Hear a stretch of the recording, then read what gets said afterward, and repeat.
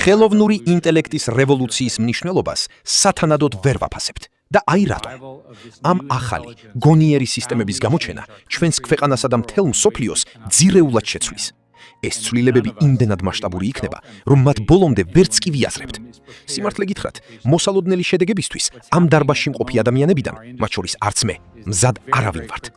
ჩვენ სფეროში მოვლენები ძალიან სწრაფად ვითარდება. მაგალითად, უკვე ვქმნით ხელოვნური ინტელექტის პროგრამისტებს, რომლებიც ტრადიციულ სპეციალისტებს ჩაანაცვლებენ. მომავალ წელს გვეყოლება ხელოვნური ინტელექტის მათემატიკოსები, რომლებიც საუკეთესო მაგისტრანტებს არაფრით ჩამოუვარდებიან.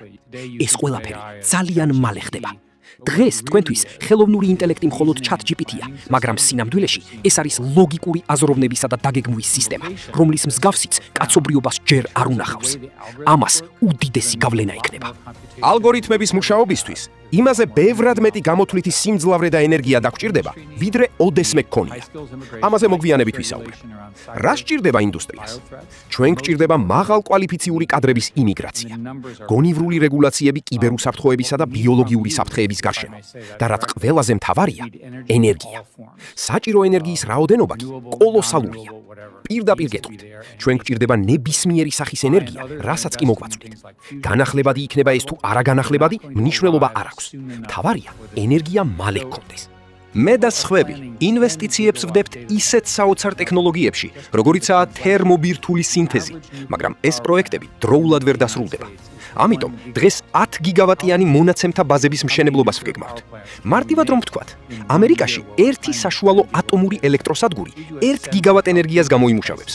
როგორ გგონიათ, რამდენ ატომურ ელექტროსადგურს ავაშენებთ 1 წელიწადში, მაშინ როცა 10 გიგავატიანი ცენტრის გახსნას ვაპირებთ? ეს კარგად აჩვენებს კრიზისის მასშტაბებს. სავარაუდო პროგნოზით 2027 წლისთვის მონაცემთა ბაზებს დამატებით 29 გიგავატი დასჭირდება. 2030 წლისთვის კი კიდევ 67 გიგავატი. ეს წარმოუდგენელი ციფრებია. ასეთი მასშტაბის ინდუსტრიული ნახტომი ჩემს ცხოვრებაში არ მინახავს. რატომ არის ეს ყველაფერი მნიშვნელოვანი? ამ სისტემების შექმნით კომპიუტერში ჯერ გონიერებას ვაჩენთ, შემდეგ კი ადამიანური დონის ინტელექტს მივიღებთ. სპეციალისტების აზრით, ამას 3-4 წელი დასჭირდება. ამის შემდეგ კი დადგება ეტაპი, რომელსაც ზეინტელექტი ქვია. ეს არის გონიერება, რომელიც ადამიანის შესაძლებლობებს აღემატება.